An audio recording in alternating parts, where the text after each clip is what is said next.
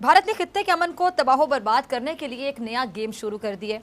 पाकिस्तान पर इल्जामात लगाने वाला भारत खुद दहशतगर्दों की मुआवनत और सरपरस्ती कर रहा है। भारत को पाकिस्तान का सुकून आपको पता है कि रास नहीं है, रिवायती हरीफ है। सुबह शाम रात बस एक ही सोच सवार है कि पाकिस्तान को 4 हिस्सों में कैसे तकसीम किया जाए। पाकिस्तान को बर्बाद करने के ख्वाब देखने वाला भारत अपने मकासद पर पूरा उतरने के लिए दाइश को इस्तेमाल कर रहा है। अफगान अमन अमल में पाकिस्तान की कोशिशें, जिद्दोजहद और कामयाबियां भारत से हजम नहीं हो रही।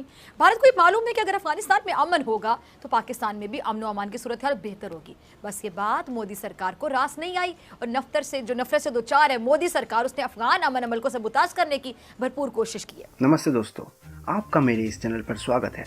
आपको इस चैनल पर मिलेगा पाकिस्तान से जुड़ी हुई ताज़ा तरीन खबरें। आज के इस वीडियो में हम देखेंगे कैसे कोई भी देश क्यों भारत को कुछ नहीं बोलता, तो इसके ऊपर बात करते हुए एक ब्रिगेडियर ने अपने आपा खो दिया और मोदी के ऊपर अनाप शनाप बोलने लगे और पाकिस्तान में जो कुछ हो रहा है उसका इल्ज़ाम सारे के सारे मोदी, आरएसएस और बीजेपी के ऊपर डाल दिया। भारत के कर्नल साहब ने जो जवाब दिया उसके ऊपर फिजा खान और ब्रिगेडियर तिलमिला उठा। देख के मजा आ गया। तो चलिए वीडियो को देखते हैं। इतने सबूत चाहिए दुनिया को ये रियलाइज करने के लिए कि भारत जो है वो फसाद की जड़ है। भारत को खित्ते का जो अमन है वो किसी तौर भी कबूल नहीं, किसी तौर भी बर्दाश्त नहीं हो रहा। और ये जो अरनाब की व्हाट्सएप चैट है इस पे भी जरा तबसरा कीजिए। आप जैसे नरेंद्र मोदी बेशरम हो चुका है, दुनिया में उसको गालियां दे, आप जो मर्जी करे, उसको फर्क नहीं पड़ता। He is the biggest terrorist ever born. Hitler के बाद ये हिटलर से भी 2 कदम आ गया। हिटलर ने तो जो कुछ किया था, कुछ चीज़ों को सामने रखा था। इस शख्स के अंदर कोई मॉरल एथिक नहीं है, बिकॉज के बाप का नाम किसी को पता नहीं है। और जिसके बाप का नाम नहीं पता होता वो खूनख्वार नहीं होता। अगर ये खूनख्वार होता ना तो चाइना के सामने खड़ा हो जाता। ये मक्कार और झूठा शख्स है। I can tell you with proof ये किस तरह मक्कारी और झूठी है। मुझे कोई फर्क नहीं पड़ता। मैं तो इस किस्म के लोगों को we don't kick them even. और वो डबल गेम कौन खेल रहा है? वो डबल गेम नरेंद्र मोदी खेल रहा है, वो डबल गेम बाबू बजरंगी खेल रहा है, वो डबल गेम जो है आरएसएस की लीडरशिप खेल रही है, वो डबल गेम बीजेपी की। यानी पूरे इंडिया के अंदर तो जो चीज़ें हैं ही हैं, जो अपने अवाम के ऊपर जो जुल्म ढाए जा रहे हैं और जो चीज़ें जिस तरह हो रही है, उसमें जो खित्ते के अंदर जो कुछ हो रहा है या जो कुछ किया जा रहा है वो बहुत ही तकलीफ देह है। और वो तकलीफ देह इसलिए है कि मैं कोई अपनी तरफ से क्या कहना चाहूँगा। एक किताब आई है, अभी रिसेंटली किताब आई है, और वो एक इंडियन ऑथर ने लिखी है। एक इन्वेस्टिगेटिव जर्नलिस्ट हैं जिन्होंने बहुत सारी इन्वेस्टिगेटिव रिपोर्टिंग इंडिया के अंदर की है। उनका नाम है आशीष कहतान। उन्होंने एक किताब लिखी है और उस किताब का टॉपिक है under cover, my journey into darkness. और वो अंडर कवर जो है वो आरएसएस और बीजेपी की लीडरशिप के जो मुख्तलिफ शाखाज हैं और मुख्तलिफ जो उनकी चीज़ें उनके अंदर गए हैं। और वहाँ जो उन्होंने इंडिया की पिक्चर पेंट किया, उसका एक सेंटेंस ही आपका दिल हिला देने के लिए काफ़ी है कि वो लिखते हैं कि बीजेपी और आरएसएस की लीडरशिप के जो लीडर्स हैं उनके लिए रेप और मर्डर जो है ना, दे exchange the information on A cup of coffee और कप ऑफ टी। यानी ये साइकी है, ये एटीट्यूड है, ये उस वक्त उस जमात का जो इंडिया को लेके इस वक्त लीड कर रही है, जो इंडिया के ऊपर इस वक्त बैठी हुई है, जो इंडिया के ऊपर जो है वो हुकूमत कर रही है। तो जब इस किस्म की फैशिस्ट किस्म की, एक डिक्टेटोरियल किस्म की, एक दहशतगर्द किस्म की लीडरशिप होगी जिसके नाम नरेंद्र मोदी है, जिनकी जब तस्वीर दुनिया में लगती है तो आधी हिटलर की तस्वीर लगती है, आधी नरेंद्र मोदी की तस्वीर लगती है। और जब ये तस्वीर लगती है तो दुनिया में क्या मैसेज कन्वे होता है, लेकिन उसको मैसेज की परवाह नहीं है। इसलिए कि जो कुछ इंडिया में हो रहा है आज, वो आप दिल्ली में पूरी दुनिया देख रही है। वो इंडिया की लीडरशिप का भयानक और गंदा और एक बहुत ही गिरा हुआ चेहरा, एक बहुत ही बिलो दी स्टैंडर्ड चेहरा, एक मैं कहता हूँ मतलब एक बहुत ही गंदा चेहरा, एक गंदी किस्म की रिफ्लेक्शन जो दुनिया में जा रही है। मेरे को ब्रिगेडियर साहब की बातें सुन के बहुत अच्छा लगा। मेरे को इतनी खुशी हुई कि पाकिस्तान में डर है और नरेंद्र मोदी का खौफ है। ये बरकरार रहना चाहिए, इसी तरीके से बरकरार। गलत बात ना करें, खौफ कोई नहीं है, खौफ कोई नहीं है। मैंने कोई खौफ की बात नहीं की। Why should I be afraid of Narendra Modi? देखिए कर्नल साहब, हकीकत पे बात, मैंने खौफ की कोई बात नहीं की है, मैंने हकीकत की बात की। उस हकीकत पे आप भी बात कर लीजिए। बहुत खुशी है कि, दोबारा दोहराऊंगा कि मेरे को बहुत खुशी है कि नरेंद्र मोदी का खौफ है और ये दुश्मन के दिलो दिमाग में, जहन में ये खौफ बरकरार रहना चाहिए।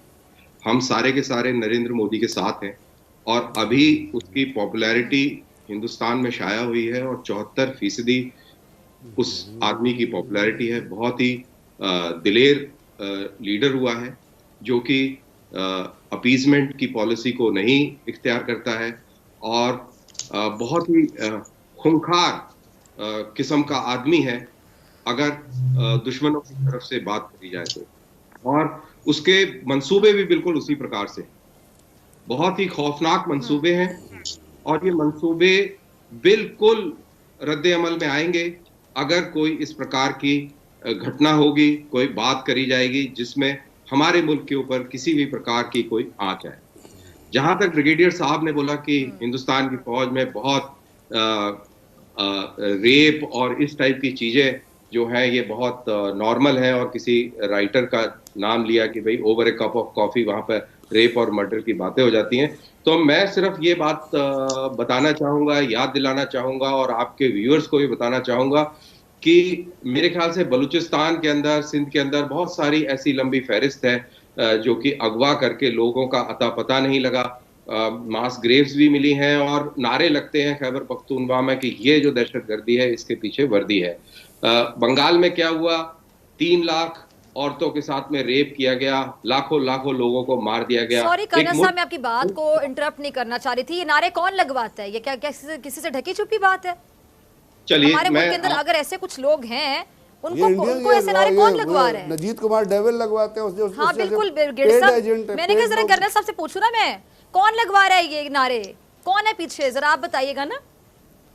आप देखिए, आपका मुल्क है, हमें क्या पता कौन लगवा रहा है। आप पूछिए जाके कि क्यों कौन लगवा रहे हैं। आपकी मरियम नवाज जाके आपका मुल्क लगवा रहा है, आपकी रॉ लगवा रही है। चलो जी, ठीक है जी, आपको जैसे अच्छा लग रहा है, जैसे आप मुतमीन हो, आपको जैसा ठीक लगे, लेकिन बाकी सबको मालूम है, पूरी दुनिया को मालूम है कि क्या हो रहा है, तो उसकी आप चिंता ना करें। अभी बेचारे मार्च में शिया लोगों को मार दिया गया और आपने वो देखा किस तरीके से वो धरने पर बैठे रहे, फिर नाम नेहाद सिलेक्टेड प्राइम मिनिस्टर गए बड़ी मुश्किल से। तो ये सारी चीजें होती है, सबको मालूम है। और आपके दिमाग में जो भी कोई खुश फहमी, गलत फहमी हिंदुस्तान के खिलाफ है, वो जो ब्रिगेडियर साहब ने जो एक पैम्फलेट पढ़ा, मेरे को बड़ा मजा आया। मेरे को सही बताऊं तो मेरे को दिल में बहुत सुकून मिला, मेरे को बहुत तसल्ली हुई कि गुड, ऐसा ही होना चाहिए, वेरी गुड। अच्छा, मैं कर्नल साहब की जरा मौजूदगी का फायदा उठाते हुए धनवीर साहब आपसे पूछना चाहूंगी कि अब ये जरा बताएं कि जो पुलवामा हमला हुआ था, पुलवामा वाकया, उसमें जो 40 फौजियों की हलाकत है, उसका रिस्पॉन्सिबल कौन है, जिम्मेदार कौन है? और वो चैट लीक हुई अर्नाब गोस्वामी की, सारे पोल खुल के रह गए। अब भी आप मोदी सरकार के हक में बोलेंगे, खुलकर झूठ बोलेंगे? देखिए, सबसे पहले तो मैं फिर से दोहरा दूं कि मेरे को बहुत खुशी हो रही है ब्रिगेडियर साहब ने जिस तरीके से एक भाषण दिया और उनका जो डर था ना, वो पूरी जो उन्होंने कहानी बताई वो आखिर में निकल के आ गई। आप तो भाषण सुनते ही नहीं है, आप तो दहशतगर्दी के भाषण सुनते हैं, नॉर्मल पीस के भाषण आप नहीं सुनते, खूनख्वारी के भाषण आप जरूर सुनते हैं उस नरेंद्र मोदी दहशतगर्द से। ब्रिगेडियर साहब का जो भाषण था उसको सुन के मेरे को बहुत अच्छा लगा और लास्ट में जो उन्होंने समिंग अप करी कि अगर तुम हमको मारोगे तो हम मुंह तोड़ देंगे, दांत निकाल देंगे, उस टाइप की भाषा का इस्तेमाल किया ब्रिगेडियर साहब ने। तो वो जो डर है वो मुझे बहुत अच्छा लगता है। कभी आपके शाह मोहम्मद कुरैशी बाहर जाके बोलते हैं कि कभी कोई कुछ बोलता है। ये हंसी जो है ना, ये प्यारी वाली हंसी है, बड़ी प्यारी हंसी है और हमें ये ऐसी हंसी बहुत 92,000 जब इन्होंने अपने हथियार नीचे गिराए थे तब हमने देखा है इनको कि ये कैसे बिहेव करते हैं। ये हमारे कैदी वैदी रह चुके हैं, इन्होंने पूरा मुल्क तबाह कर दिया, सरेंडर कर दिया। 92,000 फौजी, इतने बड़े जबरदस्त फौजी जो मुंह तोड़ देंगे और दांत निकाल के हाथ में दे देंगे। ये मैं उन फौजियों की बात कर रहा हूं। अब जहां पे फिजा आपने कुछ एक सवाल पूछा, कल साहब एक जवाब दिया। क्या बात कर रहे हैं ब्रिगेडियर साहब, कर्नल साहब क्या बात साहब, एक छोटा सा सवाल मेरा खाना में नाश्ते के प्लान आप लोग बनाते रहे, ठीक है, फिर नाश्ते भी आपको ना मिले, दुर्गत भी बनाई आपकी पाक फौज ने। कर्नल साहब ये बातें नहीं याद आपको? मेरे को सारी बातें याद है आपकी। अभी नजर कैसा किया गिरा? कर्नल साहब एक छोटा सा सवाल है, कर्नल साहब बिल्कुल गिरा। कर्नल साहब एक छोटा सा सवाल ले लीजिएगा। आपने बिल्कुल अच्छा, एक गिराया। सवाल सुन लीजिएगा छोटा सा जरा। सवाल ले लीजिएगा। नहीं, मैं पहले छोटा- पहले आप रणवीर सवाल सिंह का साहब, जवाब मुझे दें। जरा छोटा बताइएगा, सवाल आप भी ले नाश्ता लीजिएगा। करने के ख्वाहिशमंद ये थे? बालाकोट के बाद जब रणवीर सिंह साहब, पाकिस्तान आप भी नाश्ता एयरफोर्स करने के ने- ख्वाहिशमंद रहे हैं, बालाकोट क्योंकि के आप बाद भी जब भारतीय पाकिस्तान सेना में रहे हैं ना। एयरफोर्स- भारतीय सेना को बड़ा शौक है लाहौर का नाश्ता करने का, लेकिन शौक कभी पूरा नहीं हो सका। मेरा तो बड़ा मन करता है फिजा जी आपके साथ बैठ के मैं नाश्ता करूं।